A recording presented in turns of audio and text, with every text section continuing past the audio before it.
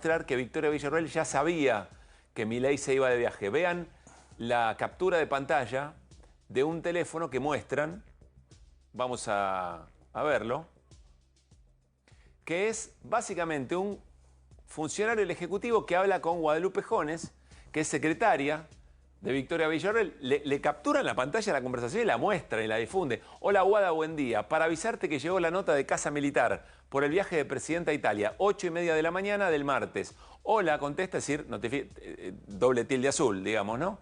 Lo leyó. Acá está la notificación de Casa Militar y abajo hay un OK, sí lo recibió. Ahora, que lo haya recibido y que supieran que estaban de viaje no quiere decir que se haya cumplido con la firma, con el protocolo, con la firma del traspaso. No, yo no creo que, por eso tiene un escribano, yo no creo que puedan los presidentes dibujar eso ni, che, ponele una hora más tarde. Me parece que ahí los escribanos son bastante formales, ¿no? Y tienen obligación. Yo no creo que haya pasado otra vez esto que está pasando ahora. Sí que tuvimos, no sé cuántos presidentes tuvimos en una semana. Eran 5, ¿no? 5, eran 5. Bueno, eso sí. Acá pasaron otras cosas, pero no ahora está divertido. Las 6 horas que no tuvimos presidente. Ahora vamos a la dimensión más política en la relación de Macri con Milei, lo de Patricia Bullrich, pero está Andrés Gil Domínguez, abogado constitucionalista, docente, profesor universitario, nos da una mano, muy consultado, muy activo en redes sociales, para tratar de entender, a ver, cuánto de esto tiene que ver con la regla de juego y cuánto también el análisis es político, no embromemos, incluso la interpretación de algunas cosas terminan siendo políticas o coyunturales. Andrés, ¿cómo te va? Pablo Caruso y todo el equipo de QR, saludamos. Buenas noches, ¿cómo están ustedes? Gracias por atendernos, viernes por la noche es un montón. A ver, ¿qué estás viendo en toda esta escena? ¿Qué podrías decirnos respecto de lo que te llama la atención? Y eventualmente iremos a qué tendría que haber ocurrido y de quién es responsabilidad. Me parece que esto es un emergente de una forma de gobernar. Es la construcción de un modelo totalmente autócrata que no le interesa la Constitución, las leyes, las formas, la solemnidad del poder y que a veces le genera este dolor de cabeza, este desprecio por el orden constitucional, por el orden legal y esta vez le jugó en contra porque tiene una serie de crisis hoy interna en el gobierno. Uno se creía que había visto todo con la saga Pimpinela entre Alberto Fernández y Cristina, pero las cartitas de Cristina, comparado con lo que hoy declara Milei respecto de su vicepresidenta, es anecdótico. De lo que Milei declara, ¿cuántas irregularidades ves ahí? ¿Qué te llama la atención? No, para mí el presidente hoy tuvo un análisis constitucional de la situación totalmente equivocado, porque nuestra Constitución claramente establece que cuando el presidente viaja al exterior se produce una situación de acefalía temporaria en la titularidad del Poder Ejecutivo y en el orden de sucesión aparece la vicepresidenta. Pero para que la acefalía deje de existir como tal y asuma la vicepresidenta, tiene que haber un acto solemne de traspaso de poder, que es un acta del escribano general de gobierno donde da fe pública de este traspaso formal de poder. Si no, no hay de traspaso de poder y si no, no se cubre esa cefalía. ¿Y de quién es la responsabilidad de que eso ocurra? El presidente, porque es el que titulariza el Poder Ejecutivo, el que delega el poder y el que se va de viaje. Un presidente no podría salir del país hasta tanto haya constatado y haya garantizado el traspaso de poder, cumpliendo con las solemnidades de las formas que la Constitución y las leyes le imponen. No es un problema de la vicepresidenta, es un problema del presidente, que salió del país sin haber realizado, concretado y acreditado el traspaso formal de poder. Entonces me parece que el problema no tiene él más que la vicepresidenta. A ver, varias preguntas ahí. ¿Es habitual que se cumplan con estos pasos o es algo que quedó medio obsoleto? ¿Se puede permitir un espacio de determinada cantidad de horas y es habitual? 6 horas es mucho o es poco para esa situación de acefalía. Es decir, ¿qué tan grave es el asunto o es una de esas cosas que Sturzenegger un día va a decir, no, con avisarle por WhatsApp alcanza?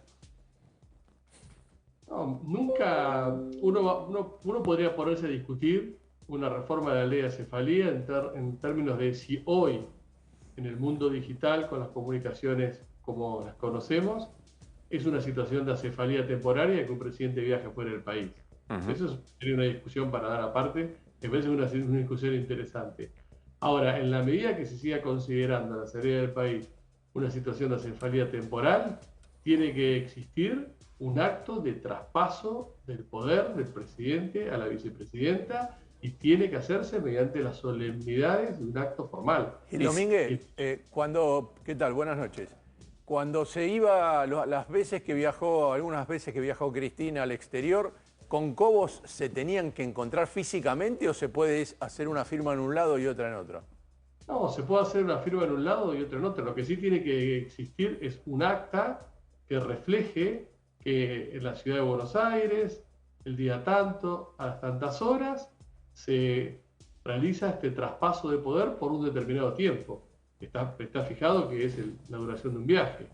Eso queda constancia, pero una escritura pública que se registra en un libro y que da fe pública de la verificación de ese acto. Entonces, si no existe eso, no hay traspaso de poder. A ver, quizá estamos metiéndonos en otro asunto que tiene que ver con las características de esa cefalía y demás. Vayamos al hueso. Muy bien, Marcelo, nuestro productor, nos dice, con esta interpretación la sesión es absolutamente válida, Andrés. Es que es totalmente válida, porque la vicepresidenta no ejerció en ningún momento simultáneamente dos cargos. Pero vamos a suponer por hipótesis que los hubiese ejercido. Sí. ¿Por qué la sesión va a ser inválida si el ejercicio simultáneo de dos cargos no le generó ningún perjuicio a los derechos del ex senador Cuida? Si era una sesión de donde la presidenta del Senado no tenía la capacidad de desempatar, porque era una sesión en donde o reunían los 2/3 o no reunían los 2/3. No había ninguna posibilidad de empate y que la vicepresidenta tuviese que desempatar. ¿Cuál es el vamos a suponer, ¿no? Vamos a suponer que ¿por qué se va a anular una sesión que no le generó ningún tipo de perjuicio al principal damnificado, que es el ex senador expulsado? Entonces, ni en la interpretación que yo realizo, que es que no hubo simultaneidad, sí, ni siquiera en una interpretación viendo que hay simultaneidad, esta sesión se podría anular, porque no hay ningún perjuicio, no existe la nulidad por la nulidad misma. La nulidad es la consecuencia de la afectación de derechos por incumplir determinadas formalidades que resguardan a los Pero Cuéllar no podría decir, no, pero si Villarroel no tendría que haber estado ahí, no tendría que haber habido sesión. Y la propia realización de la sesión es lo que a mí me afectó en la expulsión del cargo. Pero si no hubiese estado Villarroel, hubiese estado el presidente del Senado, Abdala. Pero es lo mismo. Bien. No es que dependía la sesión pura y exclusivamente de la presencia de Villarroel, que si estaba se hacía y si no estaba no se hacía. Bien. ¿Martín? Andrés, buenas noches. Martín Granoski, ¿cómo estás? Desde el principio del gobierno, yo te diría casi, por ahí vos me decís que antes, pero me acuerdo perfectamente, desde el DNU 70 del 2023 para acá, vos venís insistiendo y yo vengo registrando que insistís en que el gobierno está reformando de hecho la Constitución, no está violando de hecho la Constitución, corregime si exagero tus palabras o tus conceptos. Cuando decís forma de gobernar, que es lo que dijiste recién, ¿te referís a eso? Sí, me refiero a eso. El presidente Milei, desde que asumió, tiene como objeto, y a lo largo de este año lo ha logrado, reformar indirectamente la Constitución o soslayar totalmente la Constitución en todos aquellos aspectos que los considera contrarios o un obstáculo al desarrollo de su modelo o su plan de gobierno. Y frente a esto es un ejemplo más de no importarle, no tener en cuenta lo que le impone la Constitución a él como titular del Poder Ejecutivo. Y aparte hay un antecedente de hace unos meses atrás, cuando se sancionó la ley Bases, el presidente Milei retrasó un viaje para que pudiese estar en la presidencia del Senado, la vicepresidenta Villarroel, y eventualmente desempatar. Y le tocó desempatar. Y después viajó el presidente Milei. Y el traspaso de mando se hizo a través de un acto formal con un acta del escribano general de gobierno. No es que hay que irse a antecedentes. Muy interesante, que de hecho es la votación en la cual el voto de Cuéllar forzó el empate. Claro. La ley Bases. Bueno, ¿qué sucedió? el presidente Milei retrasó el viaje, la vicepresidenta presidió el Senado, desempató con su voto y logró la sanción de la ley Bases, que era muy importante para este gobierno, y después el presidente Milei se fue de su viaje. ¿Cómo se hizo el traspaso de poder? Se hizo otra vez, cumpliendo la solemnidad de las formas que exige la Constitución. Entonces, no es que hay que ir, porque hoy he escuchado tantas cosas, los usos y costumbres, no sé qué usos y costumbres, los usos y costumbres, no sé qué usos y costumbres. Veamos qué hizo este gobierno hace 6, 7 meses atrás en una situación parecida. Bueno, el presidente está contraviendo su propia lógica. Claro. Hoy alguien me decía que estaban descubriendo el apego de Javier Milei por la institucionalidad y el respeto a la división de poderes. Pero esa es otra discusión. No me quiero quedar con esta duda, Andrés. ¿Qué tan grave es una situación de acefalía? Es decir, ¿por qué es esta necesidad de este protocolo? ¿Qué puede ocurrir eventualmente? Es como un avión sin un piloto.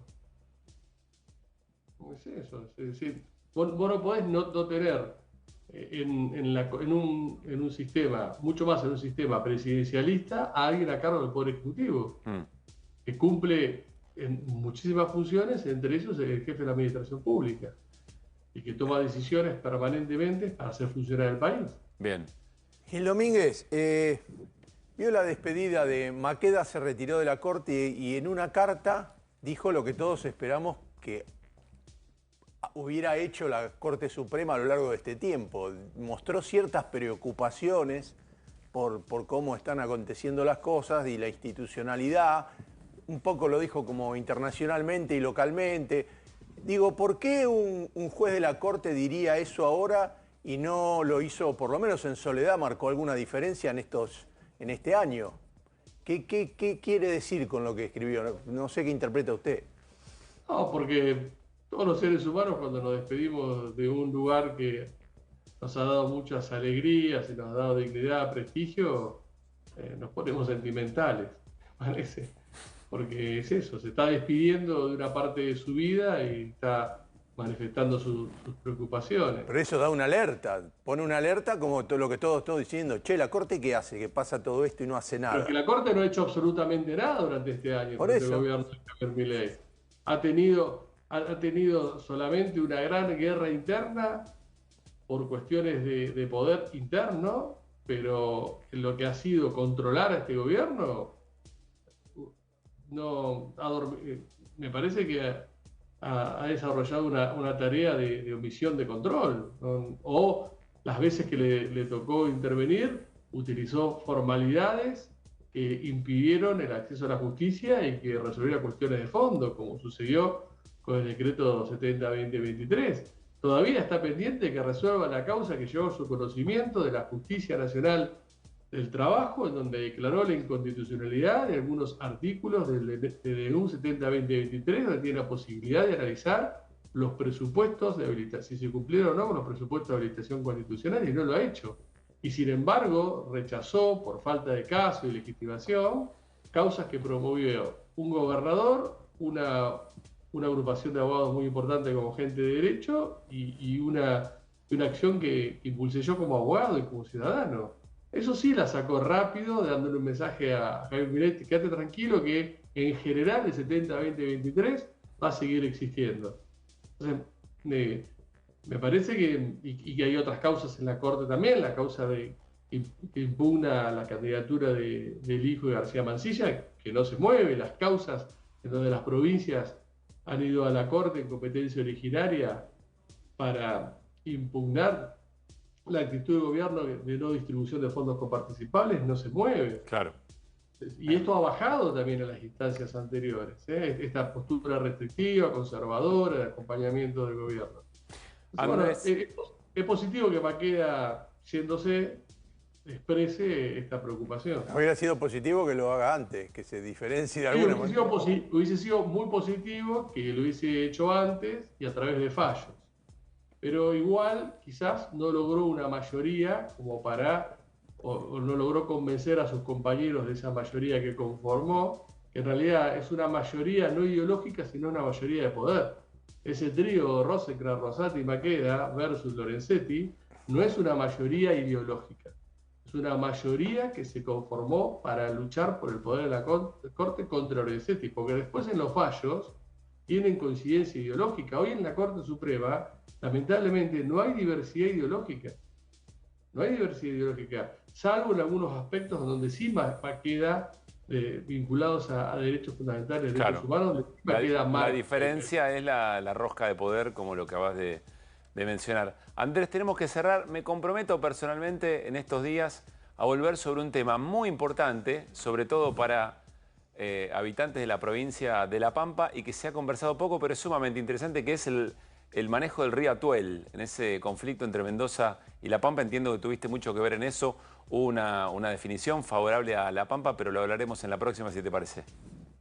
Sí, me parece muy bien porque es un tema muy interesante y como pampeano es para mí no solamente un tema importante de lo profesional, sino también del corazón, porque para los pampeanos la causa del Atuel es como para los argentinos la causa de Malvinas.